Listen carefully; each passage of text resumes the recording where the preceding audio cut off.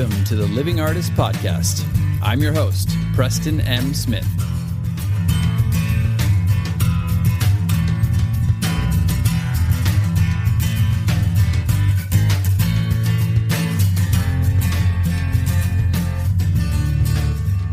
Hey, everybody. Welcome to the Living Artist Podcast. I'm Preston M. Smith, at PMS Artwork everywhere on internet land and socials. I want to thank you for landing on this podcast. Whether you're a professional artist, just getting started in the art world, a collector of art, or just consider yourself a creative person, this podcast has something for you. I like to think of it as a fun way to rant and talk to other creative people about living the life of an artist, surviving and getting ahead in the art world, and enjoying your life. But most importantly, not waiting until you're dead to make it happen. All right, let's get started.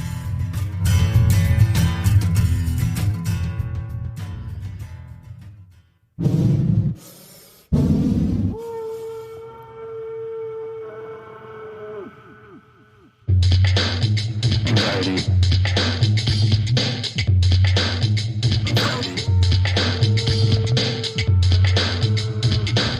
Do you know the sound of anxiety ascending?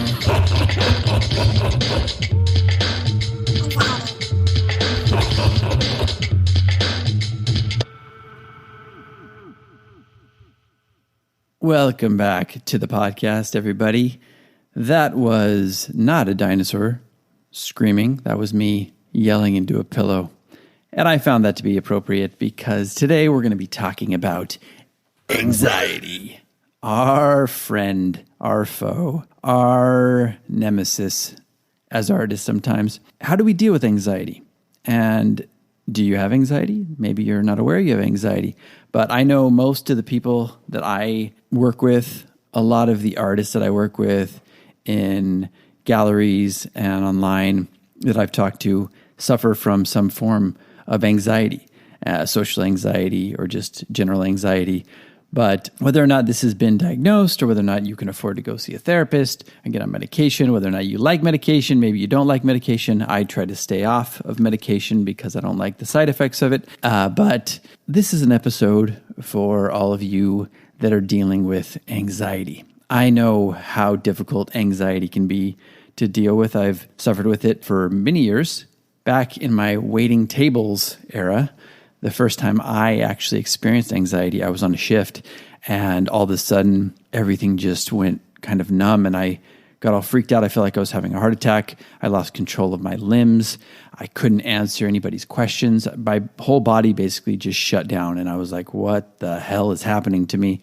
And I literally had to go sit down at a table in the back for about 3 hours with my head down on the table until it kind of passed a little bit or enough for me to get up and go home. Luckily, the people I was working with covered my tables because I couldn't do anything. I was just incapacitated, basically.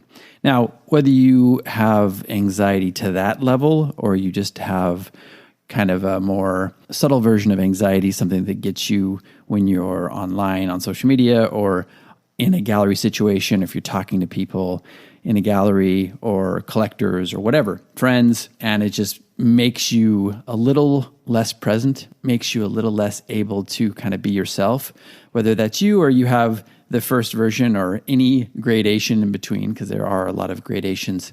This episode is for you. I thought, let's be honest. We all deal with some of these things. I've had an episode about depression. I've had episodes about healing with Sarah Svetlana and Muka and a lot of people we've talked to about dealing with depression and anxiety and different types of mental illnesses even. And, let's talk about anxiety today because it's something that seems to affect a lot of artists.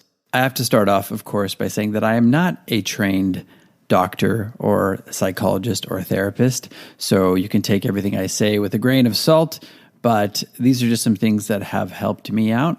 So take them just as advice from an artist friend and not a prescription or a diagnosis, obviously. So there that is, and let's get into it.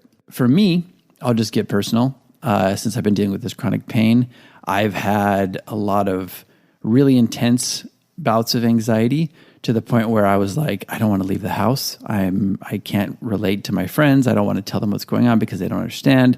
And I just shut down. I had a couple days where I was literally on the floor and I just felt like I couldn't deal with the day. I couldn't get up. I couldn't do anything. Luckily, through some of the techniques that I use, I was able to push through that and get to a period where I was experiencing less anxiety, and now I'm doing a little better, but it still hits me from time to time. And it can just be so debilitating. You can't do anything. You can't function. You don't feel motivated. You're afraid to, deal with people. And I just wanted to say, look, I hear you. I feel you. I know what you're going through. If you're going through anxiety out there as an artist, sometimes it even affects me from going in the studio. A lot of times I get triggered by loud noises and sounds. And I have neighbors who kind of freak me out and kick up against my studio from time to time. And that gives me anxiety and I can't really focus on my work. And, sometimes that's a lesser grade of anxiety. It's not like me on the floor, not being able to function at all. But it still affects you. And how do we deal with that? How do you deal with that? Maybe you're on medication. Maybe you're not on medication. Maybe you're seeing a therapist. Maybe you're not seeing a therapist. Maybe you've dealt with this on your own. Maybe you've had some luck with it. Maybe you haven't had some luck with it. But this is just something that we all deal with on some level. And some people think like they have anxiety because they're just nervous. But I think if you really have anxiety, you understand the difference between just having regular nerves and being incapacitated by anxiety. So I'm just going to give you a couple things that I do to deal with anxiety.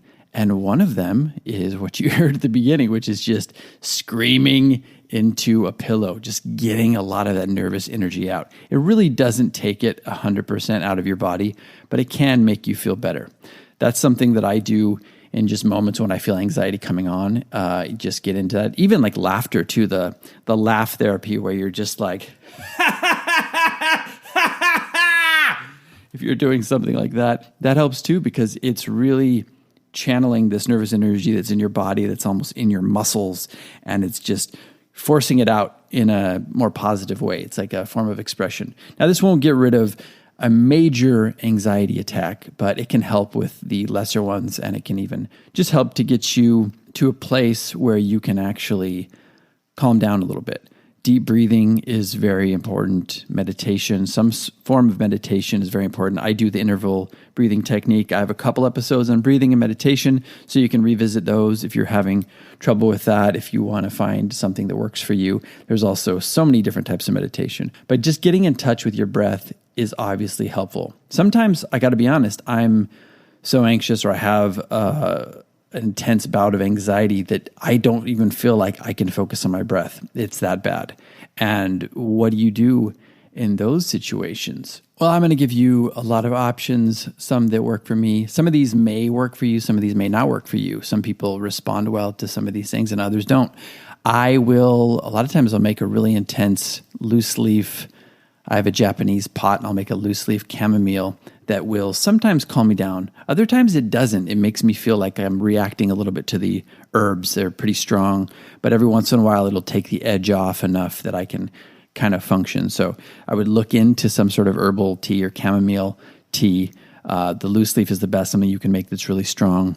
I've recently discovered PYM chews. They're called Original Mood Chews. These were developed by a son of the late Robin Williams, actually. He went through a really dark period after his father passed, and he developed these chews that I've just started trying, and they really take the edge off. They have GABA and L-theanine and rhodiola, which are natural, which I like. They're natural, they're gluten-free, they don't have any sugar in them, but they just kind of take the edge off. And my friend was telling me they work with the GABA receptors. I don't know anything about that. You can look into that. But I liked that they had amino acids and they were natural and they didn't have anything else in there, any additives or anything like that. I really liked that about it. And I've tried them. In the morning one time, took the edge off. I was able to kind of get through my day. I took them a couple times when I had anxiety coming on, or as I said at the beginning, anxiety ascending. I took some of those and they definitely took the edge off. I found that if I take too many of them, they kind of put me a little bit into a kind of docile place. So, if I'm trying to do something that requires a lot of thought, I won't do too many of those. That's me because I'm very sensitive to anything. So for you, maybe it's just like easy. Maybe it just takes the edge off and you're able to function. I've heard from a lot of people and other podcasts that have talked about them that they really keep you in a good state of mind as well, where you can actually work and you can be productive, but it just takes the edge off. So I would look into PYM Chews if I were you. Chamomile tea is very good. Look, exercise is one of the best. I mean, exercise just really channels all your anxiety, gets it out of your pores. You can sweat it out of your pores and you can just, work the muscles, work that tension, the same or similar to deep breathing and meditation that works for you. Look, it's not going to feel normal. It's not going to feel like, oh, hey, I'm feeling anxious. Let's get up and run right now. Sometimes that feels like the last thing you want to do, but I guarantee you'll feel better. Just go out and take a walk. Take a 20-minute, 30-minute walk. If you can do it in nature, that's even better because that will calm you down on another level as well. Sometimes if you're like running out in the city in traffic, that can also be anxiety inducing. So be careful where you run. If you have a treadmill, great. If you can get out in the forest or on a hiking trail, even better. But just walking through your neighborhood is good too. If you have a peaceful neighborhood, you can find a couple little peaceful routes that you can take that will also calm your mind. That is good. Sweating these things out is amazing. But also, along those lines, flushing yourself with water. If you can drink a lot of water, I just find that flushes my system. If there's any sort of chemicals in there like caffeine or excess sugar or anything like that, it'll help you push all that stuff through your body, which also helps calm your anxiety. Sometimes people have anxiety so bad that they just need to be on medication.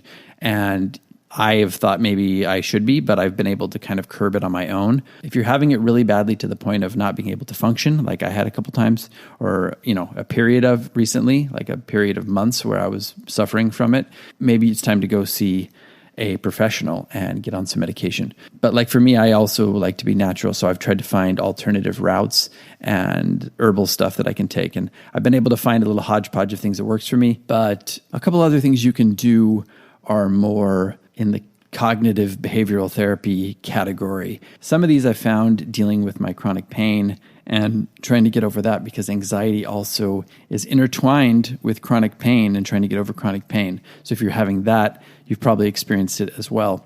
But it's just good if you have anxiety in general. Some of these techniques are really just talking to your anxiety. You can try giving anxiety some attention and giving it some space, like as if you're talking to a child. You say, look, I hear you. I understand you're upset right now. Here's some space to tell me whatever it is you're trying to tell me. But once it's done, you can just say, look, it's time to move on. I need to be able to get on with my day. I appreciate what you're trying to do. Maybe you're trying to protect me even, but now it's time to allow me to function and get on with my day. Another one that I found through the Curable app, which was really good for almost, I don't want to say challenging your anxiety, but really giving it some space to say, like almost like a countdown. Look, I'm going to give you 30 seconds to do your worst, anxiety. Just do your worst. If you want to try to kill me, you can kill me. If you want to come out and you want to try to give me a heart attack, here's your chance. Here's 30 seconds. And you start to count it down. And as you're counting it down from 30, you actually try to elevate it, or you try to up the ante, basically like, look, do your worst. I'm here. I want you to do it. Like, come out. And what you'll find is that the anxiety really is not going to kill you.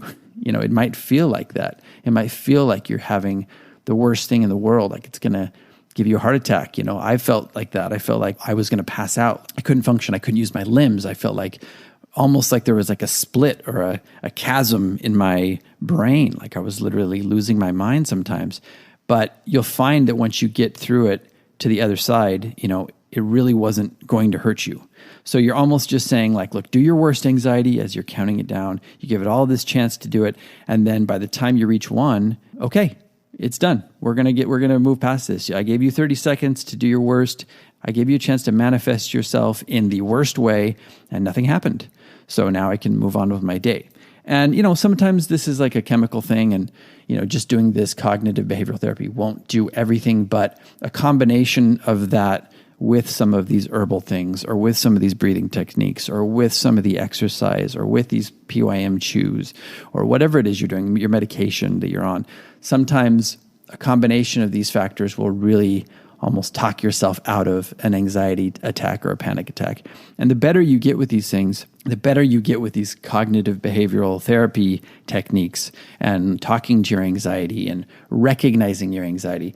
It's almost like, you're building a muscle. You're learning how to deal with it in a positive way. So the next time it comes on, you have some tools and techniques to deal with it, and it's not just going to take you over. Because a lot of times the anxiety coming on produces its own anxiety. Like, I have anxiety that I'm having an anxiety attack.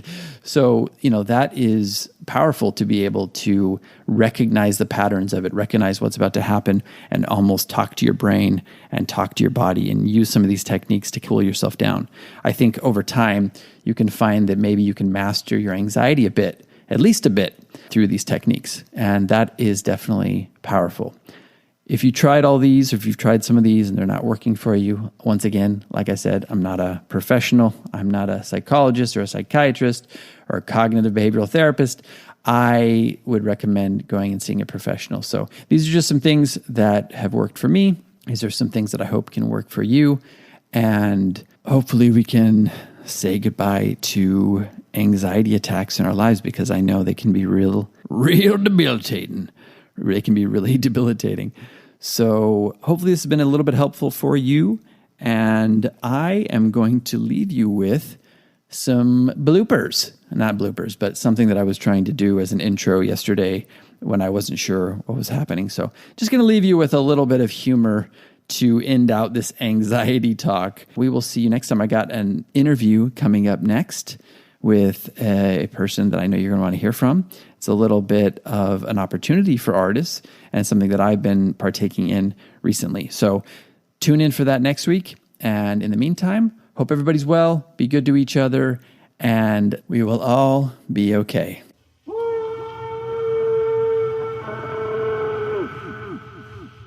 And I'd like to welcome you all back to the Living Artist Podcast. You might be asking, where's Preston? Is he coming out today? Well, heck, I thought I'd do the podcast myself. I hope you don't mind. I've just taken off my shirt. I've just greased myself up, and I'm as ready as a greased hog on a Spitfire, ready to go. So let's all get into it. Matthew, I was thinking, why don't we do it together? Well. I see you two trying to get through without me. Ow. I would love to do the podcast with both of you. It would be an honor and a privilege. All right, stop what you're doing, because I'd like to be a part of this. And if you got the room for who, if you're with me, would you come? I would greatly be appreciated. What's all this yapping about then? You think you got some room for me to come in and do it proper like? I think so. I see how it is. Just gonna leave old Freckles over here to fend for himself at the end. Oh, Jesus. I didn't want to be in this podcast anyway. See you on Monday. This has been the Living Artist Podcast. Thank you so much for listening. I just want you to know that I appreciate you being here, and I'm grateful to be in your ears. Your art and creative life on this planet is meaningful, so thank you for sharing it with me. If you like this podcast, whatever platform you're listening to it on, please subscribe and share it with your friends. You can also leave me a positive review to show your support. This helps me to reach more people with the algorithmic magic and keep the show going strong. If you want to see more of what I do and check out the art that I create, you can visit my website at www.pmsartwork.com or follow me on social media everywhere at PMS Artwork. That's it for now. See you back here next time.